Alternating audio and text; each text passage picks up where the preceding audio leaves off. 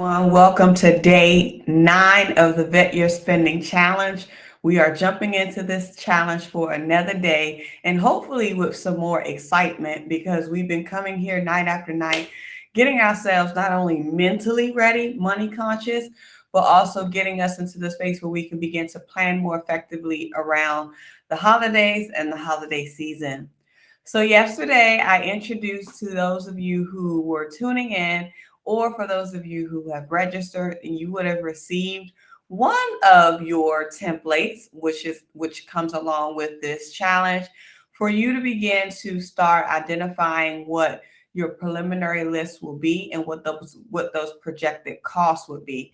But before I go into kind of sharing what we're going to cover with that, or why I had you begin to do this exercise yesterday, I want you to just think about how far you've come even thus far.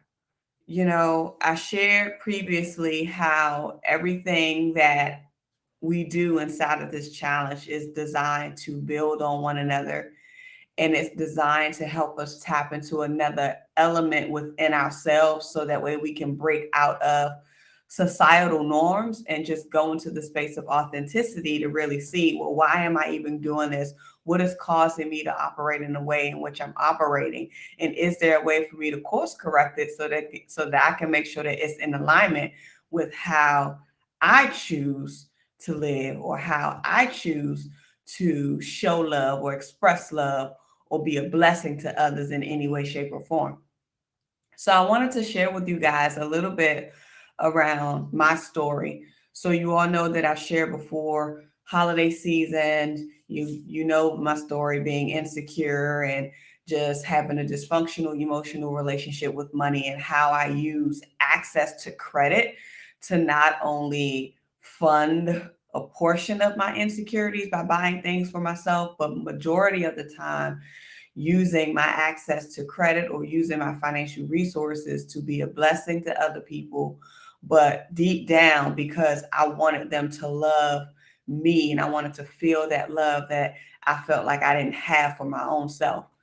So I've talked about how I spent over $5,000 during one Christmas season on credit because I did not have the cash. And when I think back on those days and I think about how much I spent, and the only reason why this one stuck out to me so much was because I actually took the receipts. That year, whenever I did it, I was like, let me see how much I spent. And when I saw the credit card statement, I was like, woo! I said, oh my. And of course, I could not pay it off in full. So I had to accrue some interest until I was able to get it down. But even in those times, we can go blindly into shopping and buying things for the holidays, or maybe not even for the holidays. It could be for any occasion for that matter, whether it be birthdays. I know that this is something that's huge now where people spend a lot of money on parties. They spend a lot of money on gatherings for a moment that'll only last you for a couple of hours. But, and I'm not saying that it's not worth it, because memories are worth it, in my opinion. But you do want to look at how much you're willing to actually spend and how much you're willing to spend more on that versus other things. And then you could even go into thinking about why that is for you. But going back to the portion of my story and how I spent all of that money or all of that credit is because I really wanted to make other people smile, and I wanted them to love up on me. I wanted them to be excited. I wanted them to not feel like I felt when I was younger about not having and so forth. But when you go into the space now, I want you to begin to think about what you've spent.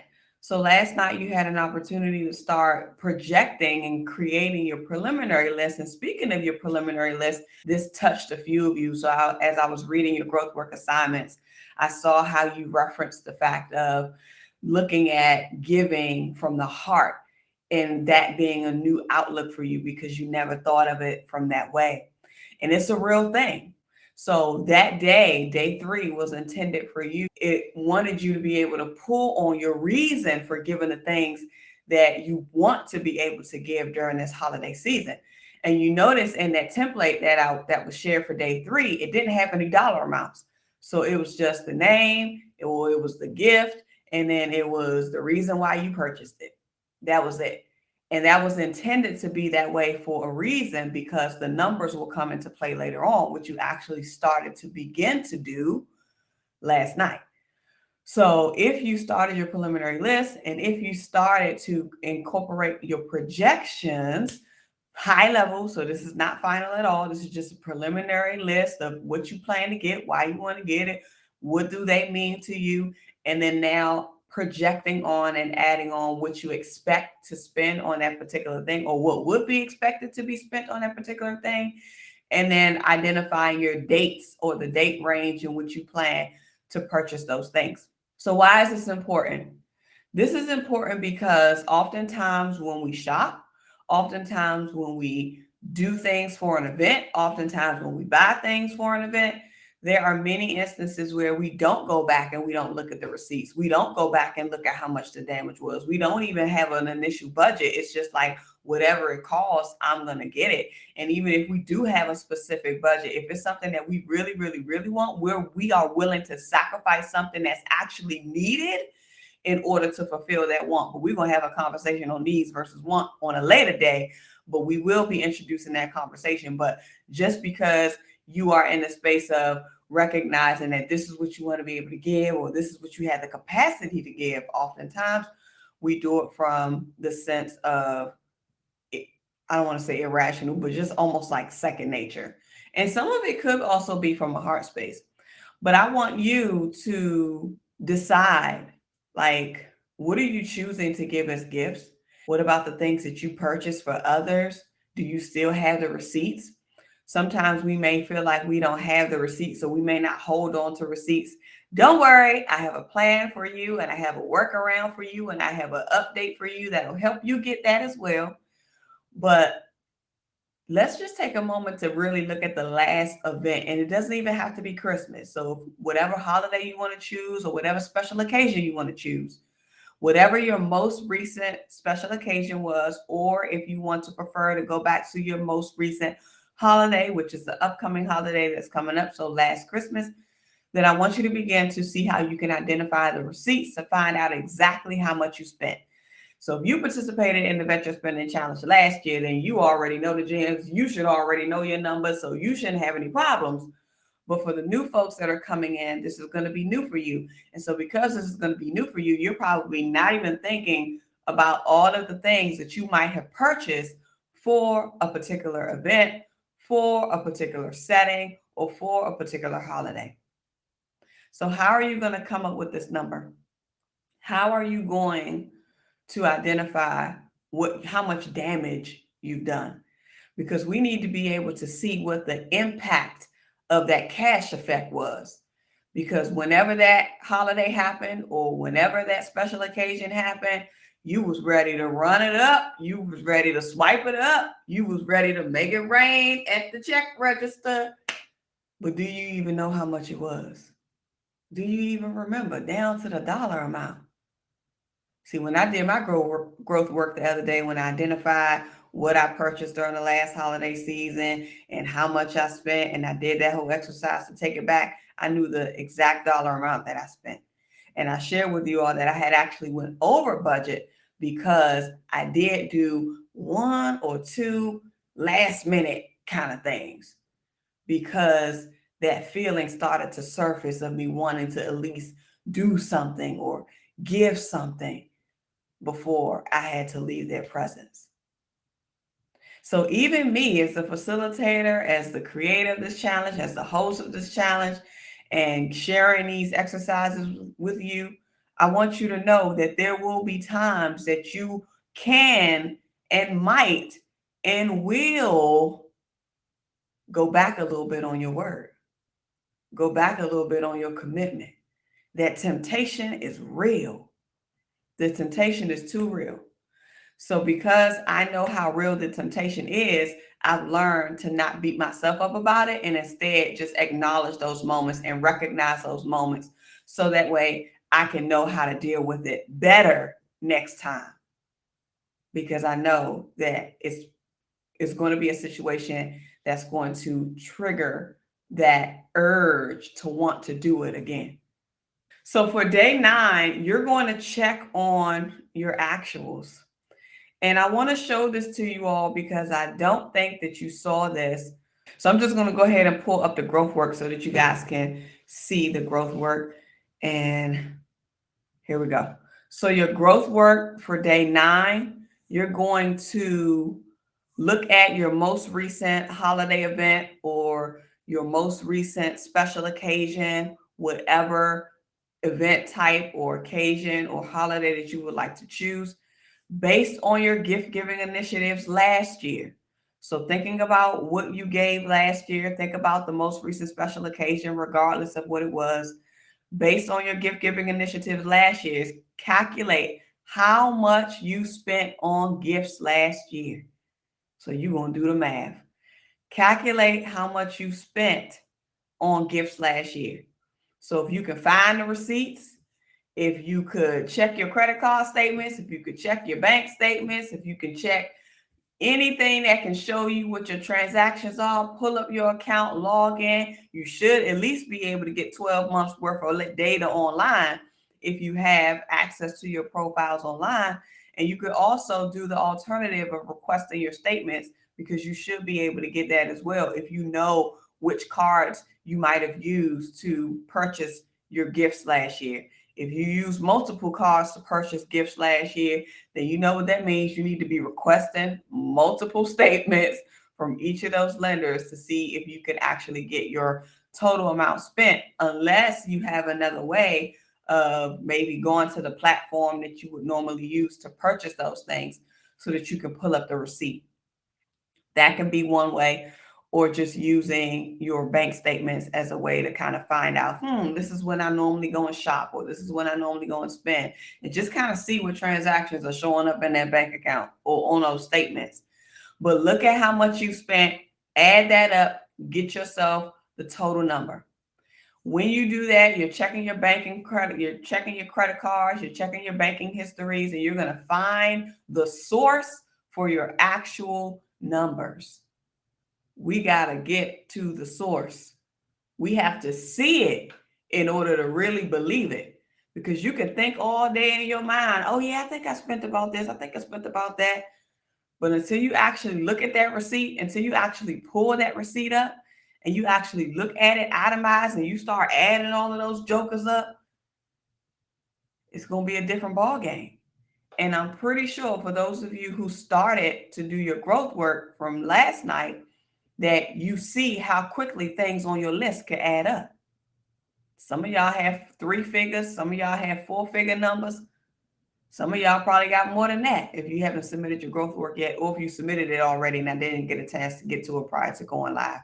So once you do that, you're going to write down your aggregate dollar amount so that way you can summarize all of your actuals, which is the total spent amount from last year.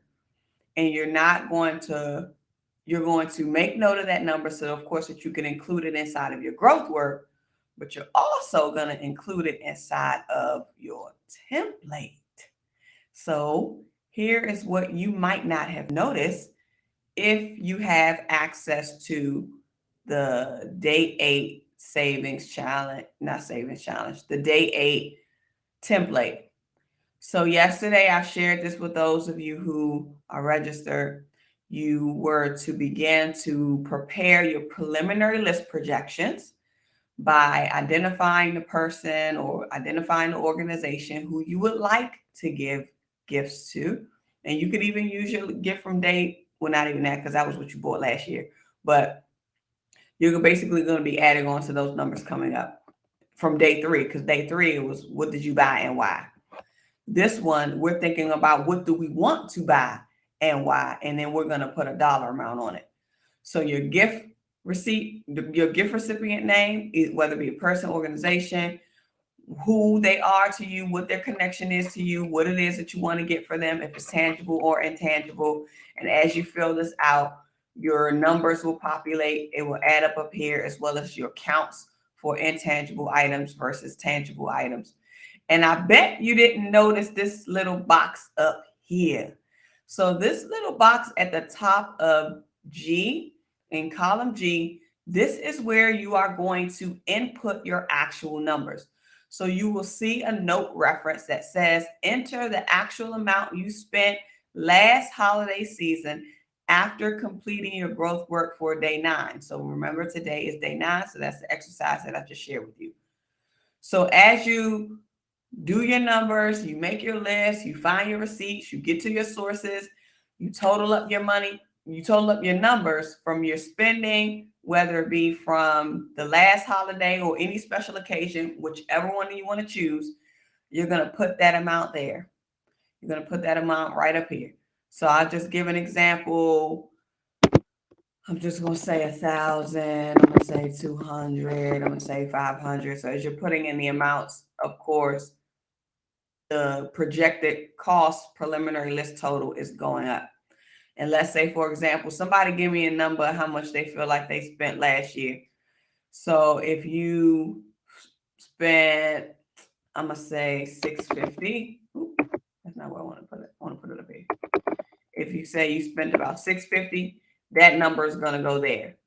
So whatever amount you spent in terms of gifts last year, on holidays for one occasion, we're not doing a whole year. We're just doing one event, which it would make sense for you to do a comparative event. So if you're creating this projected list for the holiday season, but you're going to put the actuals for like a birthday party, then the correlation is not really going to make sense. So I would say whatever your holiday is or whatever you're choosing to use as the source of this exercise, make sure that you correspond what your projected list is in terms of what you plan to give or what you want to be able to give for the holiday, for the birthday, for the whatever. And then looking at how much you spent for that same event type within the last year. So that way you can get your actuals and you can compute the difference. The template that you have will compute the difference for you.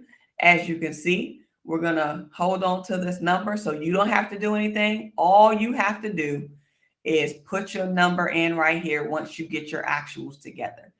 And this is building on what you've done yesterday. So this was your work from day 8. I hope y'all can see this.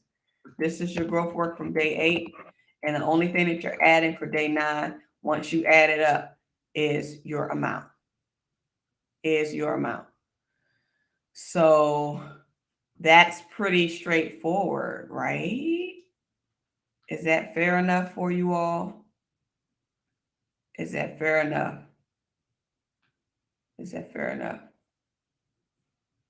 Oh, Coach Root dropped the number in there. Let me go ahead and use that number. Let's see what the difference is. I guess it was a slight delay. So I want to show you this. Let me show you this, because this is where the fun is going to start. And I don't want to jump ahead. But I think this is great because I just looked down and I saw Coach Root's number. So if, for example, based on the number that Coach Root threw in the chat, if your number was 3,500 from last year, and let's say, for example, that the items that you have on your list so far ends up totaling $1,700, you're already looking at a surplus already between what you spent last year, because it wasn't thought of, because it might not have been planned out all the way, because it was from a different state of mind, an emotional state of mind, as opposed to the mindset and you giving from the heart now based on the exercises that we've been doing thus far. You already looking at you cutting your holiday spending in half, just like that. Are there any questions related to that? I'm going to be up all night trying to track down these receipts. So if you feel like you're going to be up all night trying to track down the receipts, you could look for an alternative method. So even though it would be helpful to see the itemized receipts, it can be a lot if you're trying to look for physical receipts. And so, for example, one of the reasons why when I do shop, depending on what I'm getting, I normally do it from a platform or a space where I can always go back and retrieve the receipts. So that's how I was able to so quickly identify how much I spent on the whole book thing, the retro book, and all of the different things that I picked up for my niece, because I just went right to the place where I ordered it from, typed in the name, and it popped right up, and it pulled up the receipt from a year ago, pretty much. So I think that it's beneficial for tracking purposes there. And then the other alternative that I do for paper receipts is I either have it sent to my email so I normally do both. I get a physical receipt if it allows you to do both. If they say, do you want your do you want your receipt emailed or printed? If I can get both, I'm gonna tell them to do both. But I like to keep it in a form where it can be electronic because receipts fade over time. And so if I do get a physical receipt, I have my receipt scanning app, take a picture right there, and then it's saved. And then I don't have to worry about losing it. I don't have to worry about trying to find it later. And then also for my business audit purposes, I'll always have a record of that. So I'm kind of trained to just use the receipts. But for some reason, I still like to hold on to them until they fade, and then I end up tossing them. But that's another alternative. And then if you can't take the time to look for the receipts, look at your bank statements. That's why in the growth work, I said to look at your bank statements, request your statements. Hopefully you'll be able to get it quickly. Maybe you can put in a request online and they'll let you download it separately, or it may have to come in the mail, because I know for my old statements, that's what I have to do, because the banks who I bank with, the one that has mainly my activity on it, they only hold statements, or they only make statements available for a certain number of months. And then once that month or that period is done, then you would have to request it and they'll send it to you. So that's something that you can do, but if you request it, it's going to take a couple of days. So it's not like something that you'll be able to get instantly, but it's not something that you have to not do. You can start on it, and then as things come on, then you can be able to add more. I want you also, like Acacia had mentioned, she said, just do your best. Like, don't stress. I don't want this to be a stressful process, but it is designed to keep you in motion, because it can seem like a lot, but these are baby steps. It can seem like a lot, but these are baby steps. And if you have a huge volume of stuff, just start with a few. Even if you find one receipt, even if you can check your email to see if a receipt was sent to your email, if you can check whatever the app is, the Amazon, wherever you place your orders, and just look to see like what you purchased and start adding it up. Or the easy way would just be to look at your bank records. That'd probably be the easiest way. All right. So take it easy on yourself. Don't feel too pressured. There were many people who participated last year, and some of their growth work got behind, but they end up catching up. They ended up catching up at some point in some time, because I understand people work, people have lives, people have things to do, and then you all really don't know what's coming to you. For those of you who are new, you really don't know what's coming to you. And even those who participated last year, you really don't know what's coming either, because the Lord might just say, switch it up. He may give me a whole new message to deliver, and I will deliver it if that's what he wants me to do. But if you don't know what's coming, you may feel like, oh my gosh, this is a lot. Just take your time. Do what you can and just keep progressing as you see fit. For those of you who are registered, you got the Savers Challenge tip that came out. That was the first one. And I have to say a huge thank you to Q Scott, because she was my saving grace, because I had no clue that I had attached the wrong link for the Savers Challenge tip. And she definitely helped the sister out. She was like, ma'am, did you mean to send this one out? I was like, what did I say? I'm like, oh my gosh. I was like, oh no. So thank you, Q Scott, for pointing that out so quickly and allowing me to get the updates in and resent out to everybody. But nonetheless, you're going to get your second savings challenge tip.